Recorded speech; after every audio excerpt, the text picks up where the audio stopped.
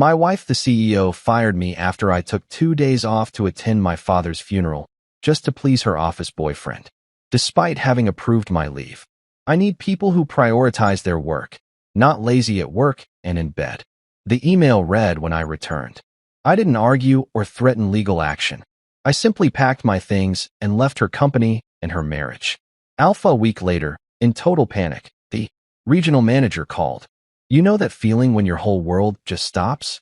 Like someone hit the pause button on your life and everything around you keeps moving, but you're frozen in place? That's exactly what happened to me on a Tuesday morning in October, sitting in my corner office at Orion Freight Systems, staring at my computer screen like it had just grown fangs. My name is Julian Cross, and up until that moment, I thought I had it all figured out. Senior operations manager at a company that was basically my second child. Hell, maybe my first child, considering how much blood, sweat, and sleepless nights I'd poured into it. The irony? My wife Marissa was the CEO, the face of the company, the one who got all the interviews and magazine covers. But I was the guy who made sure the trains ran on time, if you know what I mean. We'd been married for 7 years, and those 7 years felt like a lifetime of building something together. Started in our cramped studio apartment with nothing but a laptop, a dream, and way too much takeout Chinese food. I remember those early days when Marissa would pace around our tiny living room at 2 a.m., sketching out business plans on napkins while I crunched numbers on spreadsheets that probably violated every rule of proper accounting. We were a team back then, her vision, my execution. Batman and Robin. Except we couldn't figure out who was who. I'd given up my own shot at starting a consulting firm to help her build Orion. Didn't think twice about it, honestly. When you love someone, you make sacrifices. You put their dreams first because you believe in them, because you want to see them succeed. I figured there'd be time for my own ambitions later, after we got Orion off the ground. Funny how later never seems to come, you know? The past week had been absolute hell. My father, the toughest son of a bitch I'd ever known, finally lost his battle with cancer. Pancreatic, stage 4, the kind that doesn't give you time to say all the things you should have said years ago. I'd taken bereavement leave, something I'd never done in my entire career at Orion. Even during our worst quarters, even when we were pulling all-nighters just to keep our biggest clients from jumping ship, I was there. Always there. But when your old man is dying, work becomes just work. So I took the time, held his hand in that sterile hospital room that smelled like disinfectant and broken dreams. Listened to him tell stories about his Navy days for the 1,000th time, except now I hung on every word because I knew I'd never hear them again. Marissa came to the funeral, of course, stood next to me in her black dress, squeezed my hand during the eulogy, played the supportive wife perfectly. 2 days after we put Dad in the ground, I dragged myself back to the office. Figured work might help, you know? Keep my mind busy, get back into the routine that had kept me sane for years. I grabbed my usual coffee from the lobby, large, black, no sugar, and rode the elevator up to the 15th floor like I had 1,000 times before. That's when I saw it. The email that would change everything. At first glance, it looked like spam. The subject line was simple: immediate action required. Could have been anything: IT updates, policy changes, the usual corporate bullshit that clutters your inbox. But it was from Marissa's personal email, not her company account. That should have been my first red flag. I clicked it open and started reading. Clear your desk by end of day. HR will handle your exit. My brain did this weird thing where it just stopped processing. Like when you're driving and suddenly realize you don't remember the last 5 miles. I read the line again. Then again. Maybe it was a mistake, right? Maybe she sent it to the wrong Julian. Maybe there was some other Julian Cross working at Orion Freight Systems who deserved to get fired via email while he was still processing his father's death. But then I kept reading. I need people who prioritize their work. Not lazy at work and in bed. The coffee mug slipped from my hand. I didn't even hear it shatter on the floor. All I could do was stare at those words, feeling something cold and sharp twist in my gut. She'd signed it herself. Not M. Cross, CEO, like her usual professional emails. Just Marissa, my wife. The woman I'd held through panic attacks when investor meetings went south. The woman I'd carried, literally carried, when she collapsed from exhaustion during our first year of operation. The woman who apparently thought I was lazy in bed. 7 years of marriage, And she fires me via email 2 days after my father's funeral. Calls me lazy. Destroys everything we built together with a few sentences that read like they were written by a stranger. I sat there for maybe 10 minutes, just staring at the screen. Part of me wanted to march down to her office and demand an explanation. Part of me wanted to forward the email to every employee in the company and watch her try to explain why she'd just torched her own marriage and business relationship in one shot. Part of me wanted to cry, if I'm being honest. But then I heard my father's voice in my head, clear as if he was sitting right next to me. Walk out like a man, Julian. Don't give them a show, give them silence. Dad always said that dignity was the one thing nobody could take from you unless you handed it over. He'd learned that in the Navy, dealing with officers who thought they were God's gift to maritime strategy. When someone shows you who they really are, he used to say, believe them the first time, but don't let them see you break. So I didn't cry. I didn't yell. I didn't storm down to Marissa's corner office and demand answers I probably didn't want to hear anyway. I just started packing. 7 years of my life fit into 2 cardboard boxes and a small plant that Rena from marketing had given me for my birthday. Photos of successful project launches, industry awards with both our names on them, a coffee mug that said, World's Okayest Manager, a gag gift from the team that had somehow become my favorite. All of it going into boxes like I was some intern who'd screwed up the copy machine. The whole time, I kept thinking about how we'd started this company. How Marissa used to ask for my opinion on everything. How she'd say I was the smartest person she knew. How she'd tell people at industry events that Orion wouldn't exist without me. When did that change? When did I become deadweight she could just cut loose with a cruel email? As I packed, I made myself a promise. I wasn't going to give her the satisfaction of seeing me break. I wasn't going to beg or plead or ask for explanations. I was going to walk out of here with my head high, just like Dad would have done. Because sometimes, the most powerful thing you can do is absolutely nothing at all. You ever notice how news travels in an office? It's like some kind of weird corporate telepathy. 1 minute you're quietly packing your shit, trying to maintain whatever dignity you have left, and the next minute half the floor is staring at you like you've grown a second head. That's exactly what was happening as I methodically placed my stuff into those cardboard boxes, trying to ignore the growing crowd of confused faces gathering around my desk. The first person to actually grow a pair and ask what was going on was Rena Martinez, our marketing lead. Rena was one of those people who could sell ice to Eskimos and make them thank her for it. She'd been with us for 3 years, ever since she'd walked into our office straight out of grad school with a portfolio that made us forget we couldn't really afford to hire anyone.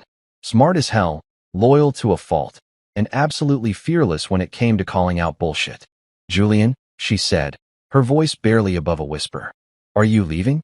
I looked up from the box where I was carefully wrapping my desk lamp, a stupid little thing shaped like a robot that Marissa had bought me for our 2nd anniversary. Said it reminded her of me because I was always illuminating solutions. Funny how things that used to be sweet memories now felt like knives in your chest. Yes, I said simply, keeping my voice steady. I've been fired. The words hung in the air like a bad smell. Rena's face went through about 5 different expressions in the span of 2 seconds. Confusion, disbelief, anger, and something that looked like genuine hurt. She'd always looked up to me, treated me like a mentor. Hell, I'd practically trained her myself, taught her everything I knew about client relations and project management. But you just buried your dad, she whispered, and the way she said it made my chest tight. Like she couldn't believe anyone could be that heartless. I know, I said, because what else was there to say? That my wife had apparently decided grieving made me a liability? That 7 years of building this company together meant less to her than whatever game she was playing now? That's when Marco Vasquez, our logistics tech, came over. Marco was a straight shooter, the kind of guy who could spot a problem from a mile away and fix it before anyone else even knew it existed. He'd started as an intern 2 years ago and worked his way up through pure talent and determination. Kid reminded me of myself at that age, back when I still believed hard work automatically led to loyalty and respect. This is insane, Marco said, and I could hear the anger building in his voice. You're the reason we met our quarterly numbers. You're the one who saved the Peterson account when they were ready to walk. You're the one who... Marco, I cut him off gently. I appreciated the support, I really did, but I didn't need a list of my accomplishments read back to me. I knew what I'd done for this company. I knew my worth. The problem was, apparently my wife didn't. Word spread through the office like wildfire. Within minutes, I had my whole crew standing around my desk like some kind of corporate funeral gathering. Danica Walsh from HR. Ironic, considering she hadn't been the one to handle my exit, stood there looking genuinely pissed off. Tarek Johnson from Operations Management kept shaking his head like he couldn't process what he was seeing. Luis Moreno from Client Services had his arms crossed, radiating the kind of quiet fury that meant someone was about to get an earful. And Zoya Petrov, our newest hire in logistics coordination, looked like she was about to cry. These were my people. The team I'd built, trained, and fought for over the years. We'd pulled all-nighters together, celebrated wins together, weathered the storms that nearly sank the company more times than I could count. They weren't just employees, they were family. And now I was being ripped away from them without so much as a proper goodbye. Let me guess, Danica muttered, her Irish accent getting thicker the way it always did when she was pissed. This has something to do with Carter.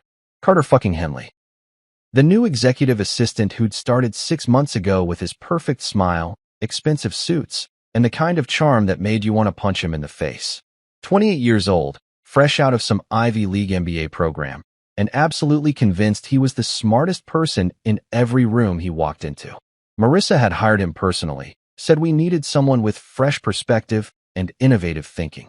What we got was a brown-nosing little weasel who spent more time in Marissa's office than actually doing his job. Always volunteering for special projects, always staying late to help with strategic initiatives, always finding reasons to travel with her to client meetings and industry conferences. I'd had my suspicions for months, but I'd pushed them down, told myself I was being paranoid, told myself Marissa would never. But hell, apparently, I didn't know my wife as well as I thought I did. I didn't answer Danica's question, but the look on my face must have said everything. She nodded grimly, like I'd just confirmed what everyone already suspected. That little shit, Tarek said under his breath. I knew something was off about him. Always skulking around, always asking questions about projects that weren't his business. He's been in her office every day this week, Luis added. Door closed, hushed conversations. I thought it was just business, but business doesn't usually involve firing your husband via email, Zoya finished, her Russian accent making the words sound even more harsh than they were. The thing that really got to me wasn't the betrayal itself, though that stung like hell. It was seeing how it affected my team. These people had believed in the company, believed in what we were building together. They'd trusted Marissa's leadership, respected her vision. And now they were seeing her true colors, watching her throw away everything we'd worked for because she couldn't keep her personal and professional lives separate. I finished packing the last of my things and stood up, shouldering my bag. The office had gone quiet, like everyone was holding their breath, waiting to see what I'd do next. Part of me wanted to give them a speech, to tell them how much they meant to me, how proud I was of what we'd accomplished together. But that would have been selfish. These people still had jobs to do, bills to pay, careers to think about. So I kept it simple. You guys are the best team I've ever worked with, I said, looking each of them in the eye. Don't let anyone tell you different. As I walked toward the elevator, I heard Tara call out behind me. You deserve better, man. She forgot who kept the engine running. The elevator doors closed, and I was alone with my boxes and my thoughts. Tarek was right. Marissa had forgotten. Forgotten who'd stayed up until 3 a.m. fixing the payroll system when it crashed. Forgotten who'd sweet-talked angry clients when shipping delays threatened to kill deals. Forgotten who'd held her hand through every crisis, every setback, every moment when she'd wanted to give up. But I hadn't forgotten, and I never would. The drive out of the city felt like escaping from a burning building. Every mile I put between myself and that office, between myself and the life I thought I knew, felt like I could breathe a little easier. But where the hell was I supposed to go? Our house. Well, Marissa's house now, I guess, sat there like a monument to everything that had just gone up in flames. Walking back in there would be like voluntarily stepping into a minefield. So I did something I hadn't done since college. I checked into a hotel. Not some fancy corporate chain where Marissa might think to look for me, but a quiet little place called the Riverside Inn about 40 minutes outside the city. The kind of place where traveling salesmen and people running from their problems could disappear for a while. The desk clerk, a tired-looking woman in her 50s, Didn't ask any questions when I paid for a week in advance with cash. Sometimes anonymity is worth more than comfort. The room was nothing special. Generic furniture, beige walls, a window that looked out over a parking lot, and a slice of the river beyond. But it was mine, at least for now. No shared spaces, no memories lurking in every corner, no photos on the nightstand of happier times that now felt like lies. Just silence and space to think. I set my boxes down and stared at them for a long moment. 7 years of my professional life reduced to cardboard and packing tape. It should have felt devastating, but instead, I felt empty. Like someone had scooped out my insides and left nothing but echoes. The first thing I did was forward that email to my personal account. Screenshot it, saved it to 3 different cloud services, printed it out twice.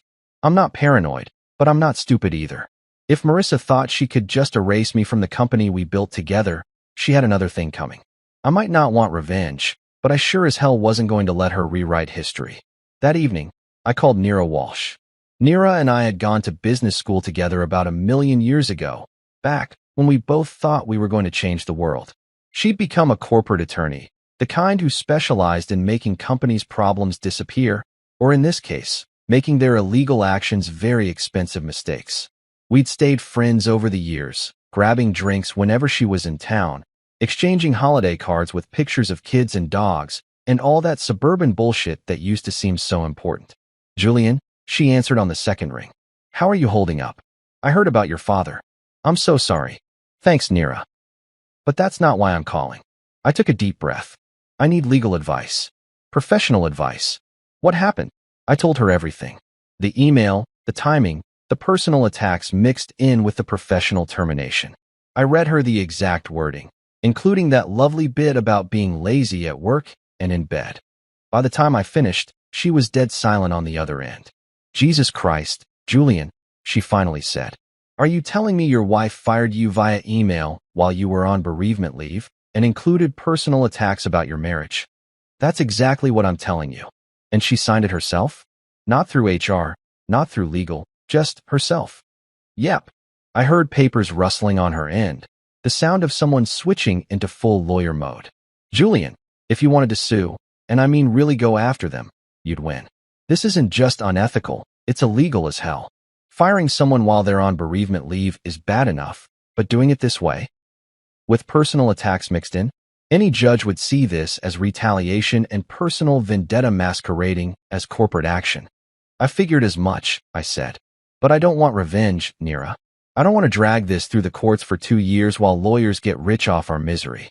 I want peace, and maybe a shot at building something better somewhere else. She was quiet for a moment. Then what do you want from me? Advice. What are my options if I don't want to burn everything down? Well, she said slowly, you could document everything, keep your options open, and start looking for new opportunities. The documentation protects you if they try any funny business down the line. Non-compete clauses, defamation, that kind of thing. Most of their legal weapons won't work when they fired you this way. That's what I was hoping you'd say. Julian, she said, and her voice got softer, more personal. I know this hurts like hell right now. But maybe this is the universe telling you it's time to stop building someone else's dream and start building your own. You're brilliant, you're experienced, and you've got a reputation in the industry. This might be the kick in the ass you needed to remember that. After we hung up, I sat on the hotel bed staring out at the parking lot. Neera was right. I had been building someone else's dream for 7 years. Pouring my expertise, my connections, my energy into making Marissa look like a genius while I stayed in the background, making sure the trains ran on time. When had I stopped being a partner and become? I pulled out my phone and scrolled through my contacts until I found Avery Burns' number. Avery was the regional manager at Orion, technically my boss, though we'd always had more of a peer relationship. Good guy, fair, the kind of manager who actually gave a damn about his people. If anyone deserved a heads up about what was coming, it was him. I didn't call him directly. That would have put him in an awkward position, having to choose between corporate loyalty and common decency. Instead, I left a voicemail. Calm, professional, brief. Hey Avery, it's Julian. Just wanted to let you know I'm stepping away from Orion permanently. Personal reasons, but it's for the best. I'll be collecting my remaining belongings tomorrow under legal supervision. just to keep everything clean and professional. Thanks for everything over the years. You're a good man, and I hope we can grab a beer sometime when all this settles down. Short, sweet, and completely dignified. No drama, no accusations, no dirty laundry aired in public. Just a professional goodbye that left him wondering what the hell had happened without putting him in the middle of it. After I hung up, I realized something that surprised me. I felt lighter. For the first time in years, maybe decades, I didn't have to worry about someone else's agenda, someone else's priorities, someone else's definition of success. I didn't have to manage up, manage down, or manage sideways. I didn't have to smile at industry events while my wife took credit for my work, or bite my tongue when she made decisions that I knew were wrong but couldn't voice without being labeled unsupportive. I was free, unemployed, betrayed, and probably about to go through the ugliest divorce in recent memory, but free. My dad always said that sometimes the best revenge was living well. But sitting there in that quiet hotel room, I realized he was only half right. Sometimes the best revenge was living authentically. And for the first time in a very long time, that's exactly what I was about to do. 2 days later, I was sitting in my hotel room working through my third cup of coffee and trying to figure out what the hell comes next when my phone started buzzing. Unknown number, but something made me answer it anyway. Maybe it was boredom, maybe it was hope, or maybe I was just tired of staring at the same four beige walls. Julian Cross? The voice was deep, confident, with just a hint of a southern drawl that spoke of old money and older connections. Speaking. This is Clayton Rhodes, CEO of Helix Transit Solutions. I think we need to talk. I nearly dropped my coffee.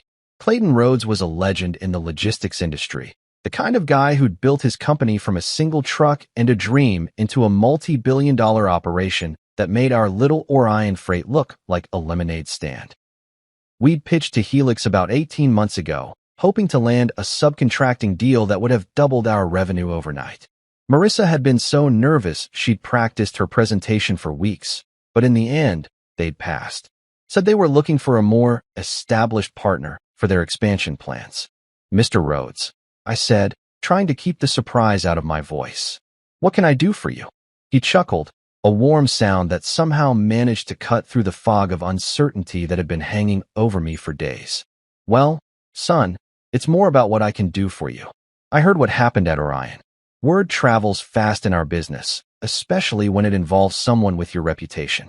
My reputation. Funny how I'd forgotten I had one outside of being Marissa's husband and business partner. For so long, I'd been defined by my relationship to her, to the company we'd built together. It was weird hearing someone talk about me as an individual entity, someone with value independent of my marriage or my role at Orion. I'm listening, I said. Good. Here's the thing. Julian, I've been following your work for years. That Peterson account recovery you pulled off last year? Brilliant. The way you streamlined operations during the supply chain crisis in 2022? Even better. I've watched you turn around deals that should have been DOA, and I've seen how your teams perform compared to the industry average. I sat up straighter. This wasn't just polite conversation or networking bullshit. Clayton Rhodes had been watching my career, paying attention to my specific contributions. It was the kind of recognition I'd been craving for years, but had convinced myself didn't matter as long as Marissa appreciated my work. Turns out, even when your wife stops appreciating you, other people notice quality when they see it. I want you with us, he continued. VP of Strategy. Build your own team, run your own division, report directly to me. We're expanding our East Coast operations, and frankly, we need someone who knows how to get shit done without all the corporate politics and ego trips. VP of Strategy. At Helix, I'd gone from unemployed to being offered one of the most coveted positions in the industry in the span of a single phone call. It felt surreal, like I was living someone else's life. That's an incredible offer, I said. But there's a complication. Marissa has a non-compete clause on me. Pretty comprehensive one, too. I can't work for a direct competitor for 18 months. Clayton's laugh was even warmer this time, tinged with the kind of confidence that comes from having lawyers who could probably argue their way out of the apocalypse. Son, my legal team looked into that the moment I decided to call you. Your wife filed that non-compete wrong. Dead wrong. See, those clauses can't be enforced after a no-cause termination, especially not when that termination was handled the way yours was. What do you mean? Email termination while you were on bereavement leave? Personal attacks mixed in with professional dismissal? Signed by your spouse rather than going through proper HR channels. He was clearly enjoying this. Julian, that non-compete isn't worth the paper it's printed on.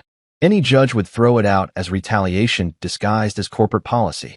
Your wife may be good at logistics, but she's apparently shit at employment law. The relief that washed over me was almost physical. I'd been so focused on the emotional betrayal, the personal humiliation, that I hadn't fully processed the legal implications of how Marissa had handled my termination. Her anger, her need to hurt me personally, had actually freed me from the golden handcuffs that would have kept me sidelined for a year and a half. Of course, Clayton continued, I'd understand if you need time to think about it. This has been a hell of a week for you, losing your father and then, well, everything else. But I want you to know the offer's real, and it's not going anywhere.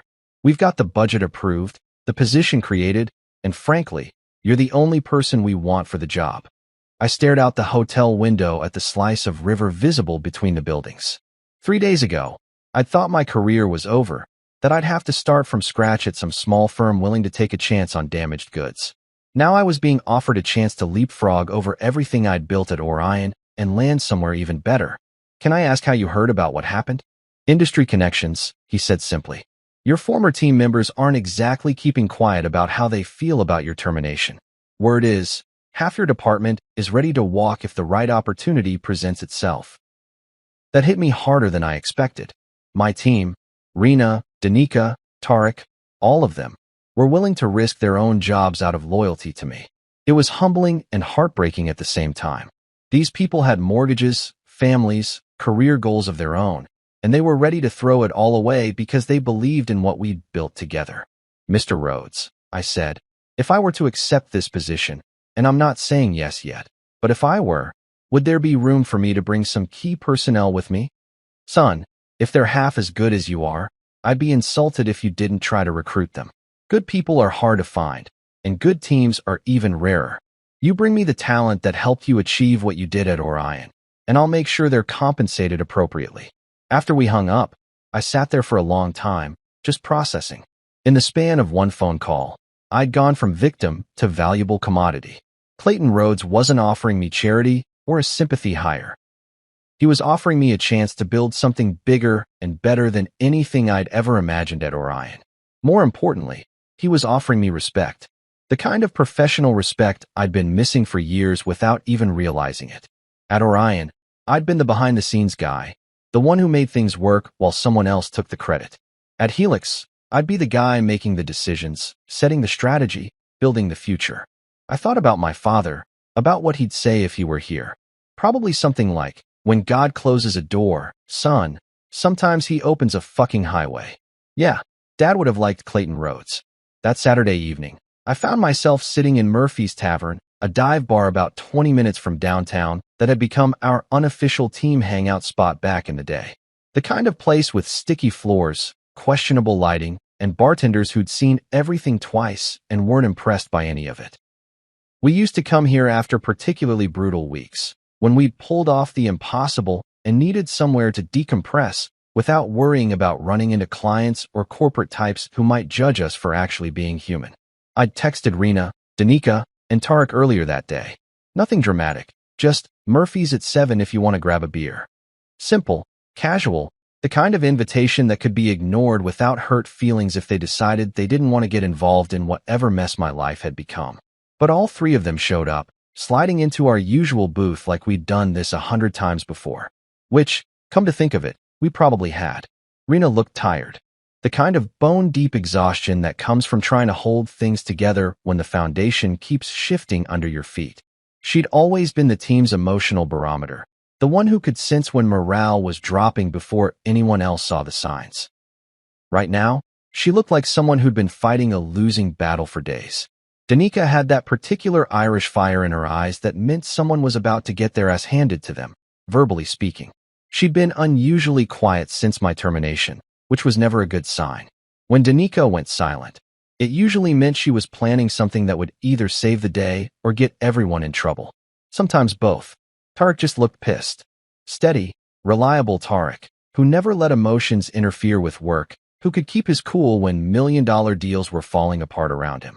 But right now, he looked like he wanted to punch something, preferably something that started with C and ended with ardor. We sat there for a few minutes, nursing our drinks and avoiding the elephant in the room. Sometimes silence is more comfortable than the truth, you know? Finally, Rena cut through the bullshit with her usual directness. What really happened, Julian? And don't give us some corporate speak version. We know you, and we know this wasn't about performance or budget cuts or any of that garbage. I looked at them, really looked at them. These weren't just former colleagues anymore. They were friends who'd shown up on a Saturday night to check on me when my whole world had imploded. They deserved the truth, even if it was ugly. I pulled out my phone and showed them the email. The reaction was immediate and visceral. Rena's hand flew to her mouth like she'd been slapped. Danika's face went through about 6 different shades of red before settling on a color that suggested imminent violence. Tarek just stared at the screen for a long moment, then carefully set down his beer like he was afraid he might throw it. Jesus fucking Christ, Danika whispered, her accent thickening. She wrote that? Actually wrote those words and sent them to you. 2 days after your father's funeral, Rena added, shaking her head in disbelief. Julian, this is evil. Like, genuinely evil. Tarek was still staring at my phone. Carter's behind this. Has to be. This has his fingerprints all over it. You think? I asked, though I already knew the answer. I know, Tarek said grimly. He's been asking questions about your projects for weeks, wanting to know which clients you have personal relationships with, which deals you were instrumental in closing, what your day-to-day responsibilities actually entailed. At the time, I thought he was just trying to understand the company structure, but now it looks like he was building a case for why you were expendable, Danika finished. Little shit probably convinced Marissa that he could handle your responsibilities for half the salary and twice the personal attention. The way she said personal attention made it clear what she thought was really going on between Carter and my wife. Hell, what we all thought was going on. You know what the really fucked up part is? Rena said, taking a long pull from her beer. You built this company. You're the reason half our clients stay with us instead of jumping to competitors. You're the one who trained most of the team, who developed the systems that actually make us profitable. And she just threw you away like you never mattered. Because she forgot who was actually running things, Tarek added. Marissa's good at the big picture stuff, the vision and strategy. But you're the one who made it all work. You're the one who turned her ideas into reality. I felt something loosening in my chest, a knot I didn't even realize had been there. For days, I'd been questioning myself, wondering if maybe I really had been deadweight, if maybe I'd been coasting on past accomplishments while everyone else did the real work. Hearing my team, people whose judgment I trusted implicitly, tell me I was wrong about that, it mattered more than I'd expected. So what now? Danika asked. Please tell me you're not just going to disappear into some corporate wasteland where nobody appreciates what you're capable of. Actually, I said, I got a call from Clayton Rhodes, Helix Transit Solutions. He offered me VP of strategy. The silence that followed was deafening. Then Rena started laughing, not bitter laughter, but genuine amazement. Clayton Rhodes? The Clayton Rhodes? Holy shit, Julian, that's huge. That's like getting recruited by the Yankees after being cut from your little league team. Yeah, well, there's a catch, I said. Or maybe not a catch, exactly, but a decision I need to make. He wants me to build my own team. Bring in people I trust, people who can help me create something special. The implication hung in the air like incense. They all knew what I was really asking. Are you offering us jobs? Tarek asked carefully. I'm not promising anything yet, I said. I haven't even officially accepted the position. But if I do, yeah, I'd want you with me. All of you. We work well together, we trust each other, and frankly, we deserve better than watching our hard work get credited to some MBA pretty boy who wouldn't know real logistics if it bit him on his perfectly sculpted ass. Danika raised her glass. To Julian Cross, who's about to show everyone what happens when you bet against the wrong horse. We clinked glasses, and for the first time since receiving that email, I felt something I'd almost forgotten. Hope. Not just for a new job or a fresh start, but for the chance to build something with people who actually valued what I brought to the table. One condition, Rena said as we finished our drinks. When we take down Carter and watch Orion crumble, I get to be the one who sends the told you so email. Deal? I said, grinning for the first time in days, assuming there's anyone left to send it to. Monday morning came with the kind of clarity that only emerges after you've stopped lying to yourself. I woke up in that hotel room feeling more rested than I had in months, despite sleeping on a mattress that probably predated the Clinton administration. There's something liberating about hitting rock bottom. It gives you a clear view of which direction is up. I called Clayton at exactly 9 a.m., right when I figured a CEO like him would be settling into his office with his first cup of coffee and a stack of decisions that could make or break someone's day. Julian, he answered on the second ring, like he'd been expecting my call. I'm hoping you've got good news for me. I'm in, I said without preamble.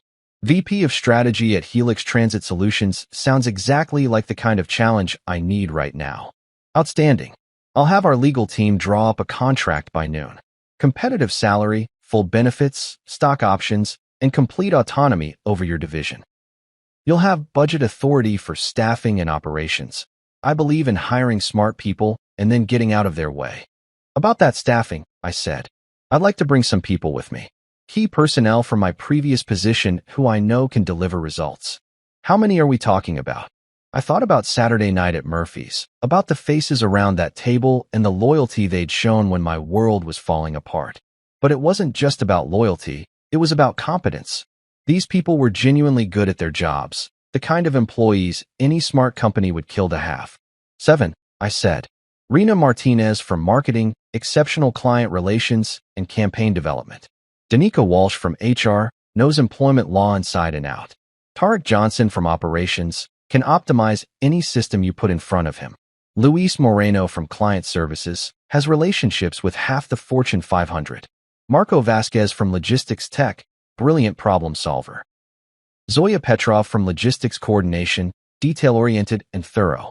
And Henley Adams from Compliance, keeps us out of legal trouble. Send me their resumes, Clayton said. If they're half as good as you say they are, we'll make this work. I trust your judgment, Julian. You don't get the reputation you have by surrounding yourself with mediocrity. After we hung up, I felt something I hadn't experienced in years. Excitement about work. Not the grim satisfaction of putting out fires or meeting impossible deadlines, but genuine enthusiasm for building something new and meaningful. It was like rediscovering a part of myself I'd forgotten existed. I spent the next hour crafting individual messages to each team member. Not mass texts or group emails, but personal invitations that acknowledged their unique skills and what they meant to me professionally. These weren't desperate pleas from a sinking ship. They were opportunities from someone who was about to captain a much better vessel. The responses came back faster than I'd expected. Rena replied within minutes. Hell yes. When do we start? Danica's message was even shorter. About fucking time. Tarek sent a professionally worded acceptance that still managed to convey his excitement. Luis, Marco, Zoya, and Henley all responded with variations of, I'm in before lunchtime. By that afternoon, I had 7 resignation letters submitted to Orion Freight Systems and 7 new employment. That's when my phone rang. Avery Byrne, my former regional manager, sounded like he was calling from inside a tornado. Julian, what the hell is happening over there? I just got back from a client meeting and found 7 resignation letters on my desk. 7. From your entire core team. People follow leadership they respect, Avery, I said calmly. Maybe you should ask yourself why they're leaving. I had no idea Marissa approved your termination, he said, and I could hear genuine distress in his voice. This whole thing is insane. We're hemorrhaging staff, clients are asking questions, and frankly, I don't know how we're going to maintain operations with this kind of brain drain. Maybe you should have thought about that before letting the CEO fire her husband via email while he was grieving his father's death. Avery was quiet for a long moment. She said it was a mutual decision. Budget cuts, restructuring, that kind of thing. I never saw the actual termination notice. Want to see it now? I asked. I forwarded him the email and waited while he read it. The silence stretched so long I thought the call had dropped. Jesus Christ, Julian. This is completely inappropriate. Unprofessional doesn't even begin to cover it. Yeah, well, inappropriate seems to be the new normal at Orion. How's that working out for you? It's not, he admitted. Clients are confused, the team is demoralized, and frankly, Carter has no idea how to manage the accounts you were handling. The Peterson contract is already showing stress fractures, and the Morrison deal looks like it might collapse entirely.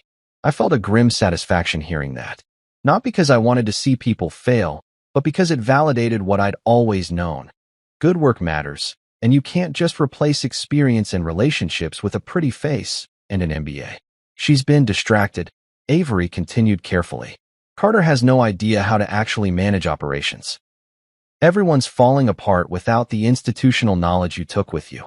That's what happens when you prioritize politics over performance, I said. Look, Julian, I know this is awkward, but is there any chance you'd consider coming back? Maybe we could work something out, restructure the situation. Avery, I cut him off. I appreciate the sentiment, but that ship has sailed. I'm VP of Strategy at Helix Transit Solutions now. My team and I are building something better.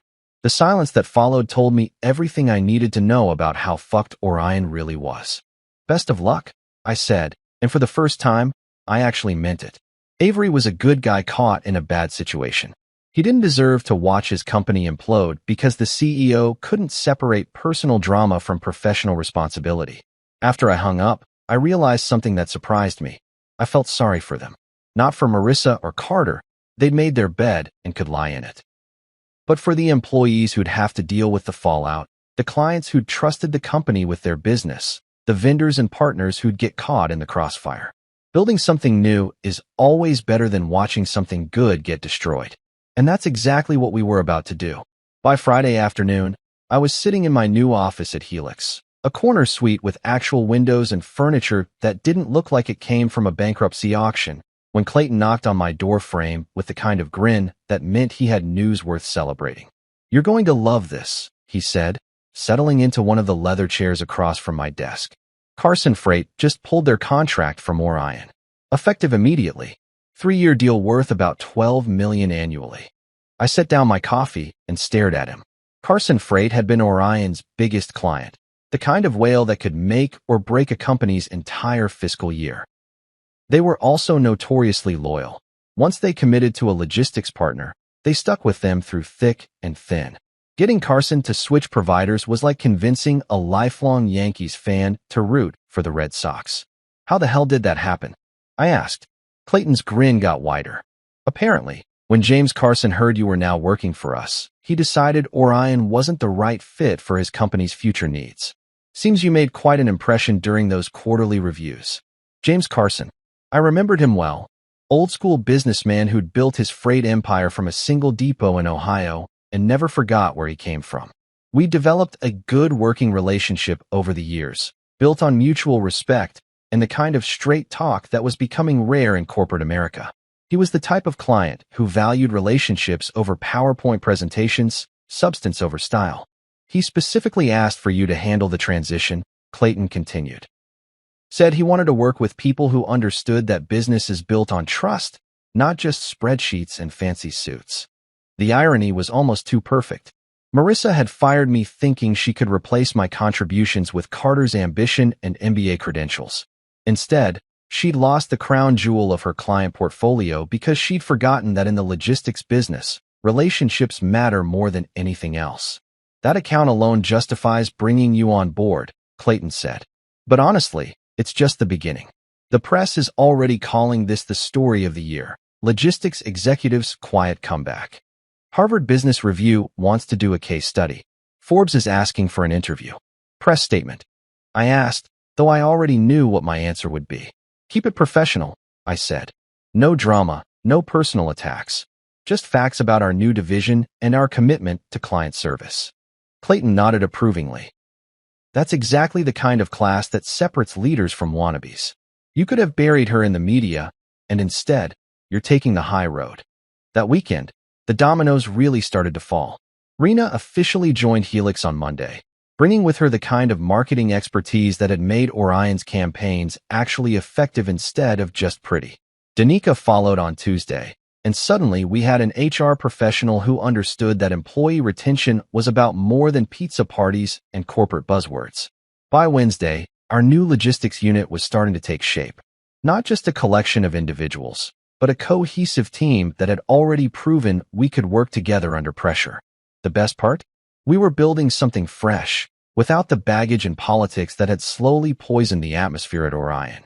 Tarek arrived on Thursday and immediately started optimizing our systems with the kind of efficiency that made accountants weep tears of joy.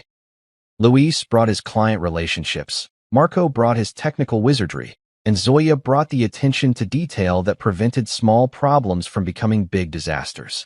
For the first time in years, work felt like work was supposed to feel. Challenging but not exhausting, collaborative instead of competitive, focused on results rather than office politics.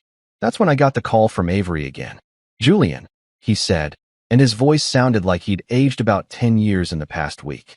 "I need to tell you something, and you're probably going to enjoy this more than you should." "I'm listening." Marissa is panicking. Full scale, red alert, all hands on deck panic mode. The Carson contract was just the beginning. We've lost Henderson Logistics, Midwest Supply Chain, and Prairie Transport. For major clients in 1 week.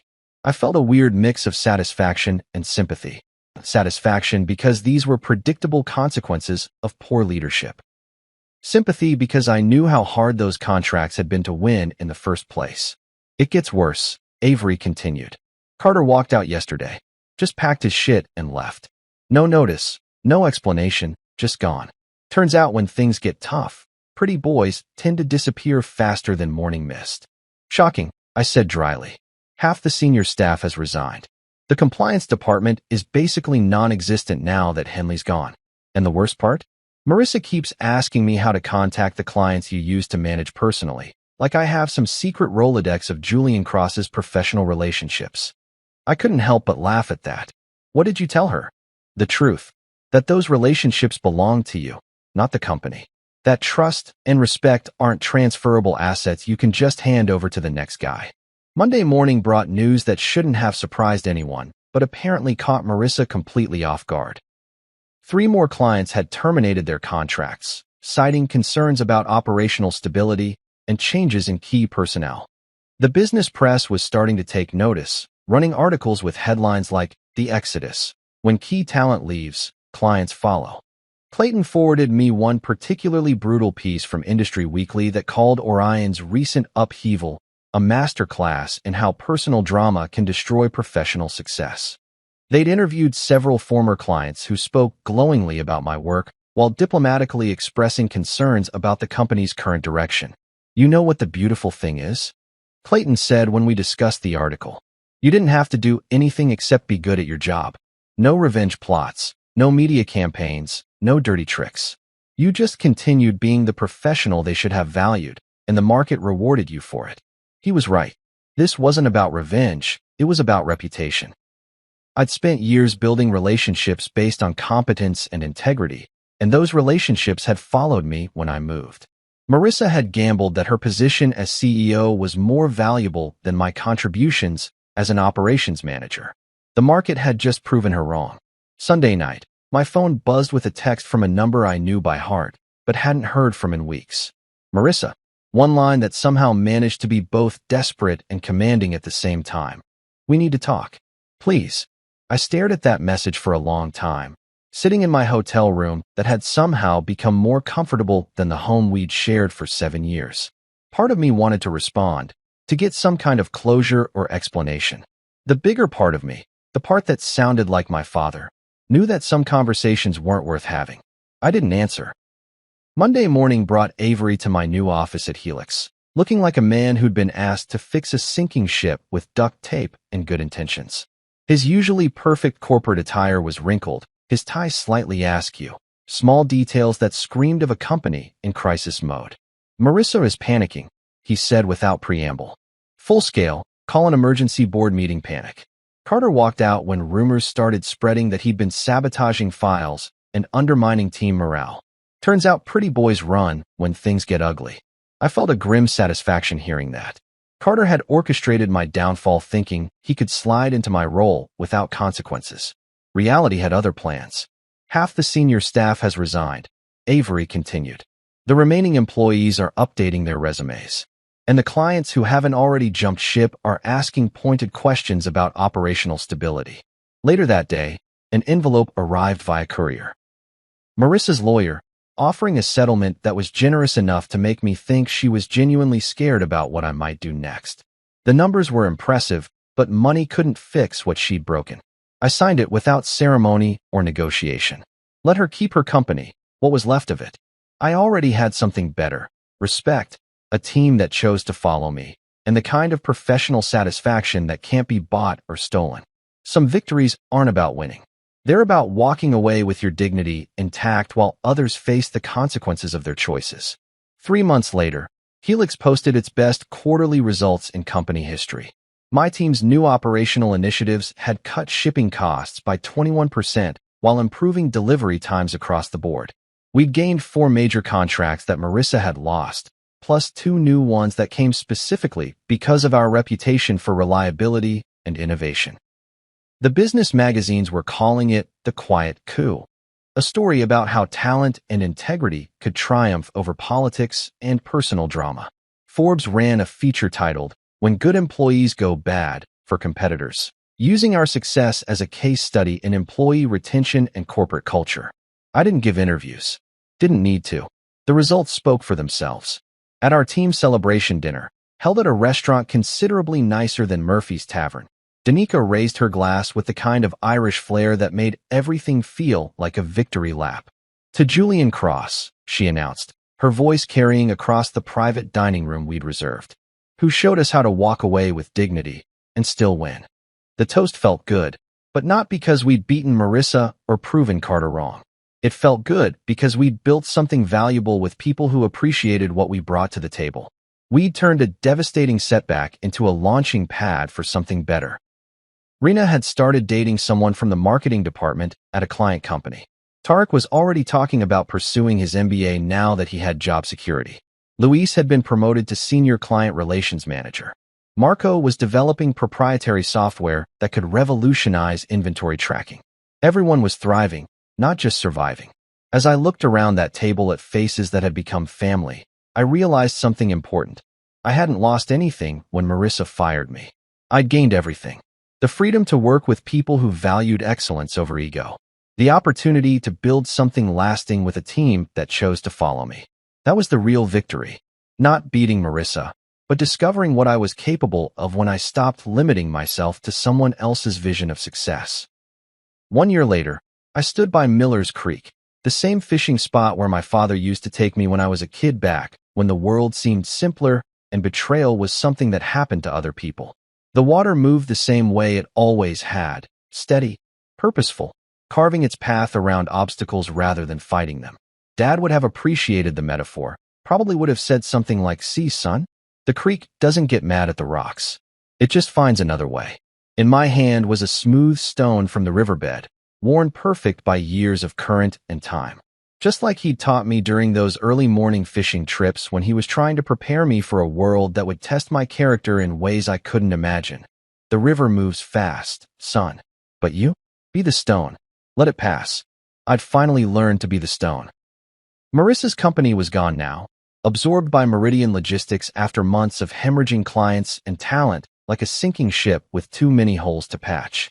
The business press had documented every step of the collapse with the kind of clinical precision that made cautionary tales out of human failures. Harvard Business Review had even done a retrospective titled, "When Personal Vendettas Destroy Professional Success," using Orion's downfall as a case study in what not to do. I'd read the articles with detached interest, like studying someone else's mistakes. There was no satisfaction in watching something I'd helped build get torn apart. But there was a certain validation in seeing that actions have consequences, even for CEOs who think they're untouchable. My division at Helix was thriving beyond anything I'd imagined possible. We'd been recognized as the fastest-growing logistics unit in the industry, with client retention rates that made competitors wonder what the hell we were doing differently. The answer was simple. We treated people, employees and clients, like they actually mattered, not just as numbers on a spreadsheet or stepping stones to the next quarterly bonus. The team that had followed me from Orion was still together, still pushing each other to be better. Rena had been promoted to Director of Strategic Marketing and was dating a great guy from our IT department. Danica was heading up HR for the entire East Coast division. implementing policies that actually supported employees instead of just protecting the company. Tarek was my deputy VP, already being groomed for bigger things, and had finally started that MBA program he'd been talking about for years. We'd built something that mattered, something lasting. I skipped that stone across the water, watching it bounce 4 times before disappearing beneath the surface. Dad had always said the trick wasn't throwing harder, but finding the right angle, the right timing, the right touch. Sometimes the best revenge isn't revenge at all.